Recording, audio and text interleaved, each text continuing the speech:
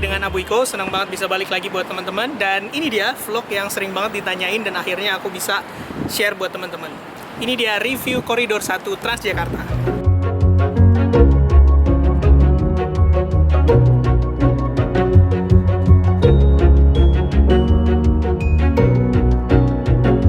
Kalau ngomongin soal Transjakarta, pasti nggak jauh dari rute Koridor 1 dari Blok M ke kota. Karena inilah awal mulanya Transjakarta pada bulan Februari tahun 2004 meluncurkan layanannya, teman-teman.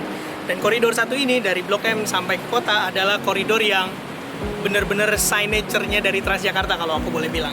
Dan aku ingin ajak teman-teman untuk lihat kayak gimana sih perjalanan Transjakarta dari Blok M sampai ke kota. Ini dia cuplikannya.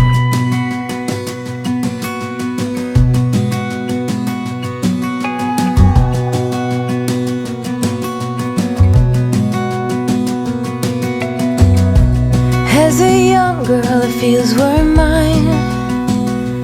We played hide and seek for hours, raised our shadows among the pines. So offshore, playful and free, without a care in the world. I was one rich little girl, daydreamer, kidnap me, take me back, all the way back to them days, running around in a gown and a crown, barefoot.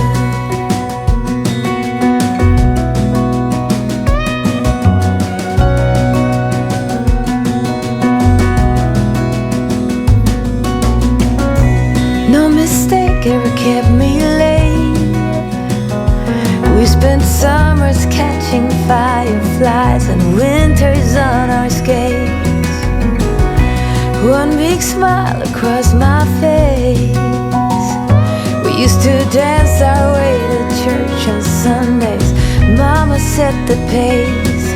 Daydreamer, kidnap me, take me back, all the way back to them days. Gown and a crown, barefoot.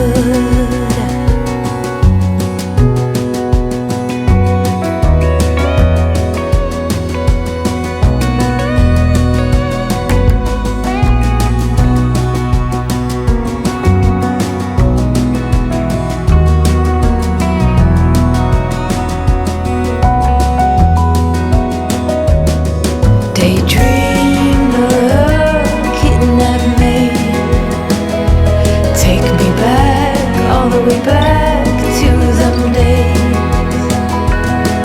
Daydreamer, kidnap me, have me running around in a gown and a crown, barefoot. Have me running around, dressed in a gown, barefoot.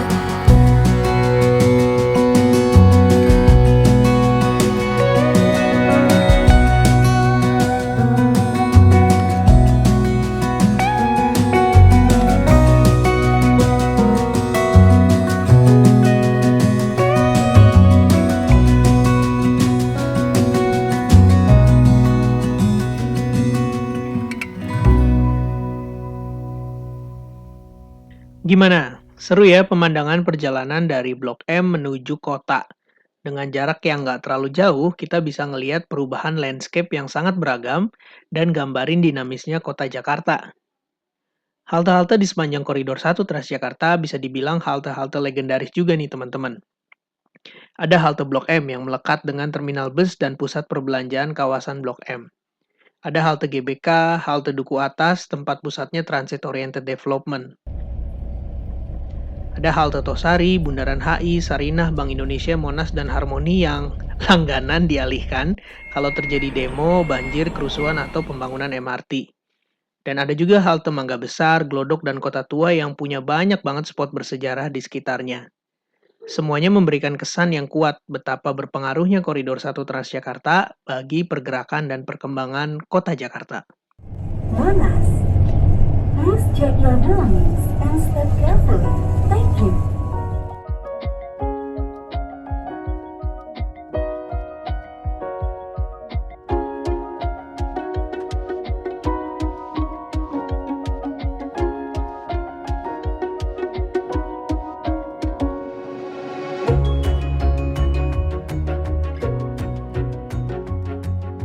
Halte-halte di koridor 1 juga adalah halte-halte transit.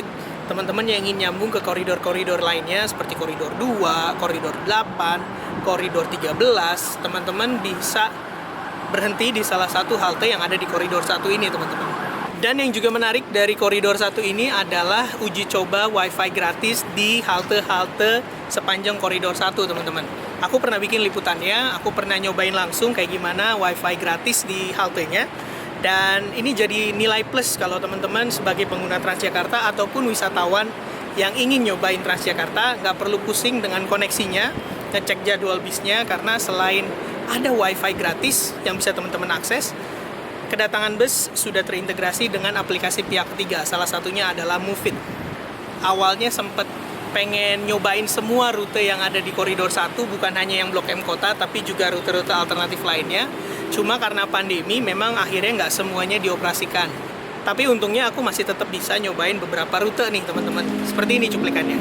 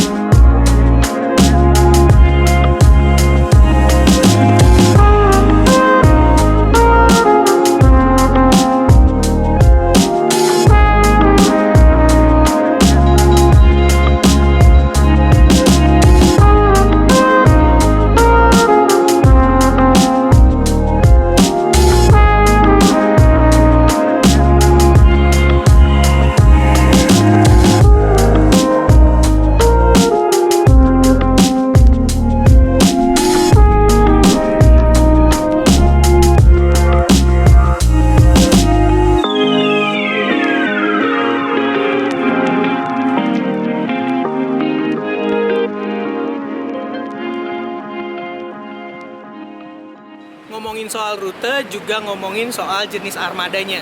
Dan koridor 1 ini termasuk koridor yang armada Transjakartanya variatif banget. Mulai dari single bus, medium bus, sampai yang bus gandeng. Dan mereknya juga beragam, dari yang Scania, Volvo, Mercedes-Benz, Zongtong, banyak banget. Dan aku beruntung sih, bisa nyobain beberapa jenis busnya dan ngeliat sendiri kenyamanan-kenyamanan yang ditawarin dari masing-masing bus tersebut. Selalu terapkan 3M, memakai masker, mencuci tangan, menjaga jarak. Berikan kemuaraan dulu, jangan lupa memasang manis, yang berlaku 3M terapi, melawan corona sampai akhir.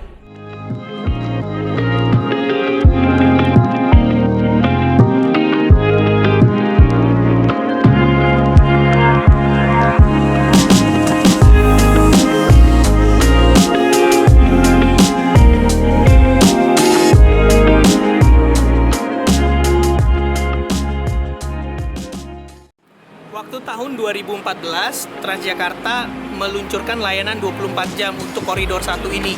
Tapi berhubung karena pandemi, layanannya sekarang dibatasi, teman-teman. Jadi hanya beroperasi dari jam 5 pagi sampai terakhir jam 8. Itu pun nggak mentok jam 8.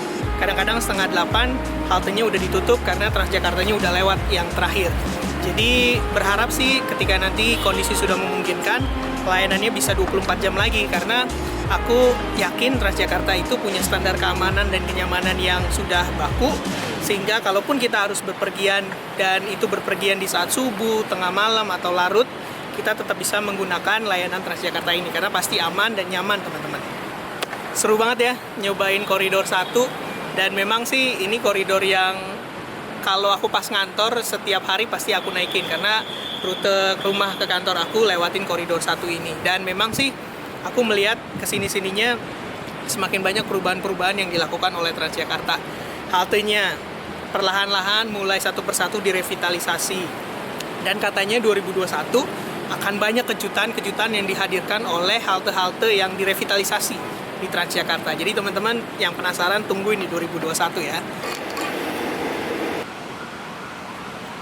Dan di 2021 nanti aku punya beberapa harapan buat Transjakarta. Yang pertama sih mudah-mudahan segera direalisasikan nih koridor 14 dan koridor 15. Karena udah 16 tahun, mau hampir 17 tahun malah Februari nanti.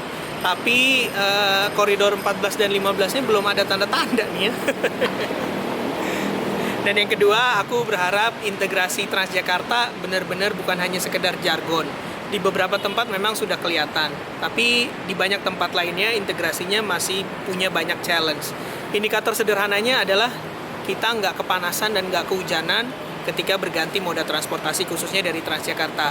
Apalagi Transjakarta kan memang leading sektornya untuk Jaklingko, sistem transportasi terintegrasi yang dicanangkan oleh Pemprov DKI Jakarta. Harusnya Transjakarta bisa jadi koordinator dan memastikan integrasi itu bisa semakin dilakukan di semua moda yang ada. Semoga Transjakarta juga makin connecting the life of Jakarta. Karena dengan target 1 juta penumpang setiap hari, Transjakarta punya tanggung jawab yang besar untuk menggerakkan baik itu perekonomian, kegiatan aktivitas masyarakat sehari-hari, termasuk juga memastikan integrasi sistem transportasi di kota kita. Jadi, senang banget punya Transjakarta di Jakarta dan berharap juga Transjakarta bisa memberikan pembelajaran yang menarik buat kota-kota lain di Indonesia. Itu aja sih harapan aku untuk Transjakarta di 2021.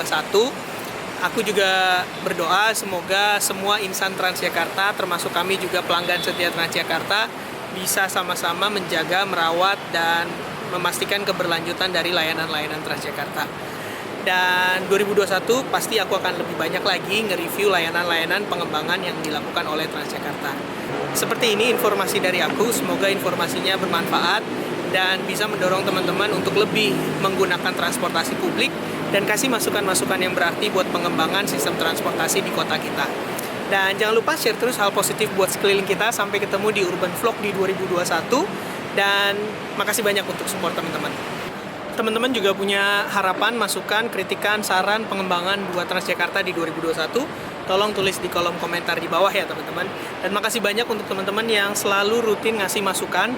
Dan masukannya keren-keren banget, konstruktif, dan bener-bener menurut aku nih nggak kepikiran bahkan aku ya. Dan menarik banget, beberapa juga udah aku terusin ke Transjakarta. Jadi sekali lagi yuk kita bangun kota kita sama-sama. Kurangin kritik-kritik nggak penting, kurangin baperan. Kita sama-sama pengen kota kita lebih baik lagi. Siapapun yang memimpin, siapapun yang menjadi koordinator pemimpin wilayahnya.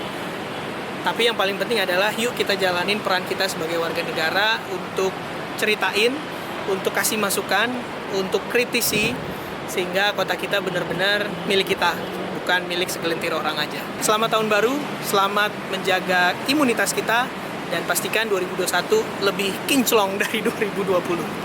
Nah,